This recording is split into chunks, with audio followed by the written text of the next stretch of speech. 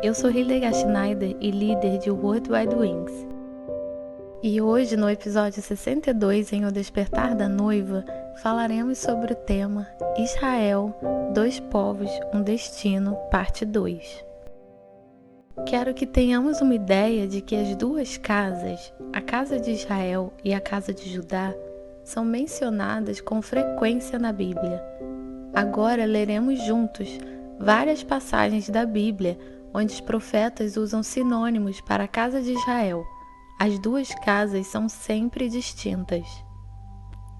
Quando Roboão voltou a Jerusalém, convocou toda a casa de Judá e a tribo de Benjamim, num todo de 180.000 guerreiros de escola elite de toda a tribo de Judá e Benjamim para lutarem contra a casa de Israel, a fim de restituírem o reino de Roboão, filho de Salomão. 1 Reis 12:21. Uma distinção clara é feita aqui entre a casa de Judá e a casa de Israel. É até mencionado que eles estavam em guerra um com o outro. E em outra citação do profeta Jeremias, dias virão, afirma Yahvé, quando estabelecerei uma nova aliança com a casa de Israel e a casa de Judá. Jeremias 31:31. Essas duas passagens bíblicas representam um grande número de versículos nos quais uma distinção é feita entre as duas casas. Agora, vamos dar uma olhada em algumas escrituras que mostram que existem vários sinônimos para a casa de Israel.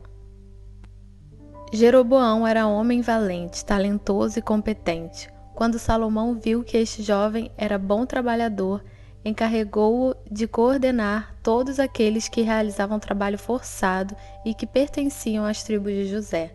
1 Reis 11:28. Aqui, a casa de Israel agora é referida como a casa de José. Ora, quando empreendo ações para sarar e restaurar Israel, tudo o que observo são as malignidades de Efraim e os crimes de Samaria, porquanto vivem na prática do engano e das fraudes.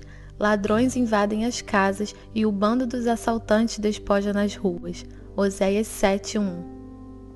O profeta Oséias denota a casa de Israel aqui como Efraim e Samaria. A casa de Israel estava sob a liderança da tribo de Efraim. Ouçamos o que Yahvé disse sobre Efraim. Conheço bem a Efraim, e Israel não pode se esquivar da minha pessoa. Porquanto agora te afundaste na prostituição, ó Efraim, e Israel se corrompeu completamente. As suas atitudes e práticas diárias não lhes permitem voltar para o seu Elohim, porque um espírito de prostituição está dirigindo o coração deles. Não reconhecem mais Yahvé. Oséias 5:3-4. E também esta outra passagem. A arrogância de Israel é a maior prova de que são culpados. Israel e Efraim tropeçarão no próprio pecado, e Judá cairá juntamente com eles. Oséias 5:5. Visto que o rei Jeroboão introduziu um sistema religioso corrupto de idolatria e a casa de Israel não se arrependeu, Yahvé ordenou-lhes 390 anos de exílio, no qual Yahvé anunciou por meio de seu profeta Ezequiel. Deita-te então sobre o teu lado esquerdo e lança sobre ti mesmo toda a malignidade da nação de Israel. Tu carregarás a iniquidade dela durante o número dos dias em que estiveres deitado sobre o teu lado esquerdo.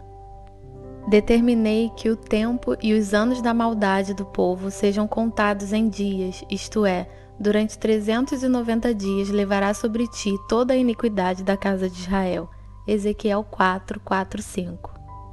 Visto que o povo ainda não se arrependeu, o exílio foi aumentado para 390 vezes 7, o que corresponde a 2.730 anos.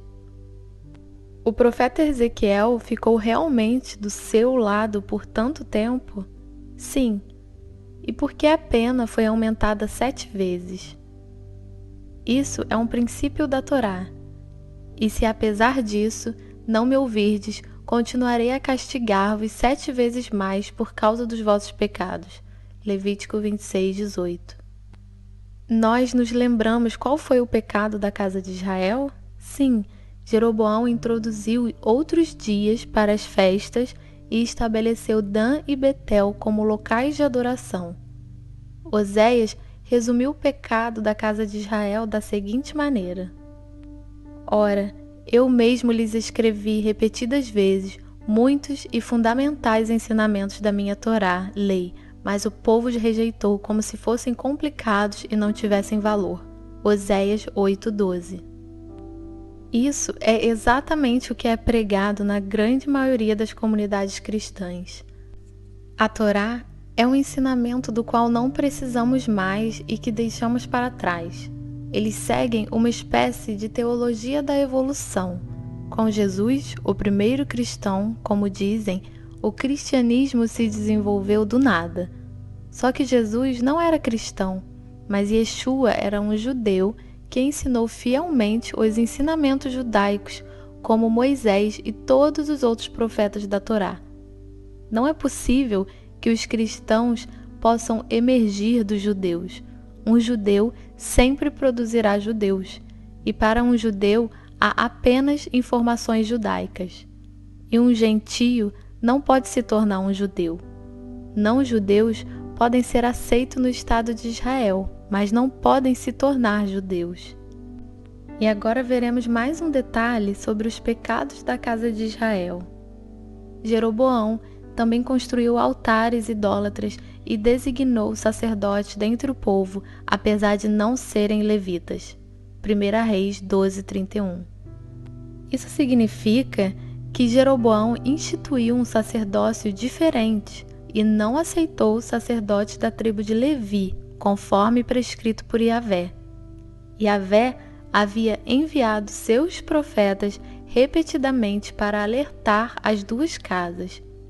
Quando a casa de Israel ou as 10 tribos perdidas não se arrependeram e persistiram em seus pecados, os assírios foram exilar as 10 tribos. Então Yahvé irritou-se sobremaneira contra Israel e os expulsou de sua presença, restando apenas a tribo de Judá. 2 Reis 17:18. As 10 tribos desapareceram de cena, por assim dizer, e a tribo de Judá foi deixada sozinha. A partir de então, a Bíblia fala apenas da tribo de Judá e nunca mais das 10 tribos perdidas. Prevaleceu que se trata apenas dos judeus. Mas assim como as profecias para a tribo de Judá foram cumpridas no passado, as profecias sobre as 10 tribos perdidas serão cumpridas no futuro. Muitos judeus acreditam que as 10 tribos perdidas são todas judias, assim como muitos cristãos. Mas isso não faz o menor sentido, como já tentei explicar. Os judeus não foram submersos para ficar com a imagem do filho pródigo, nem introduziram a idolatria pagã. O filho pródigo voltou cheio de remorso, e isso está acontecendo em todo o mundo neste momento. Milhões de cristãos estão se arrependendo e percebendo que a Torá não foi abolida, mas manteve sua validade. Eles celebram o Shabat novamente como dia de descanso de Yahvé e suas festas bíblicas. Houve um grande despertar, um despertar de acordo com a sua palavra. Se as 10 tribos perdidas não afundaram, a grande questão é: para onde elas foram? Mesmo que tudo isso pareça muito misterioso, pode-se entender seu atraso. Existem livros muito bons que descrevem sua migração em detalhes. Vou dar alguns exemplos e fatos para que você possa entender melhor o que significa essa migração. Sob o rei Davi, Israel se tornou uma superpotência. Davi fez uma aliança com os fenícios, cujos principais centros comerciais eram Tiro e Sidom. Os fenícios tinham grandes frotas de navios e o comércio de Tiro abrangia todo o Mediterrâneo. Aqui estão algumas passagens da Bíblia. E Davi ia ficando cada vez mais forte, porque Yahvé, o Elohim, estava com ele. Então Hirão, rei de Tiro, enviou mensageiros a Davi, e madeira de cedro, e carpinteiros e pedreiros que edificaram uma casa para Davi. 2 Samuel 5, 10, 11.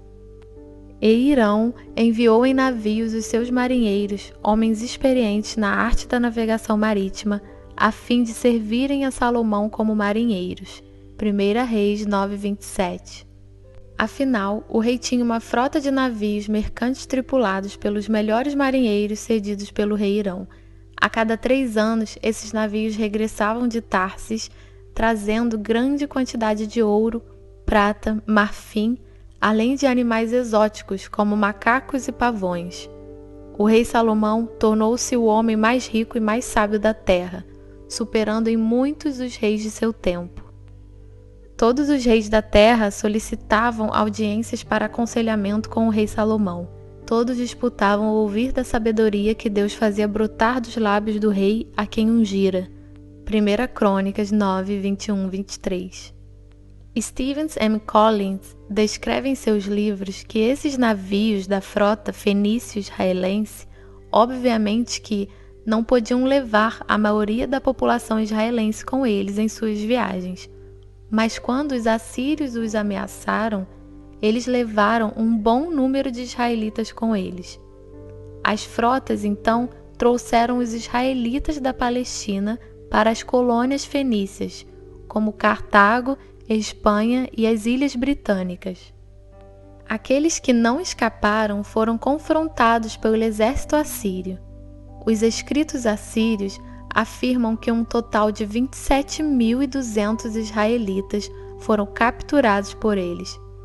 O número total de israelitas era, é claro, muito maior.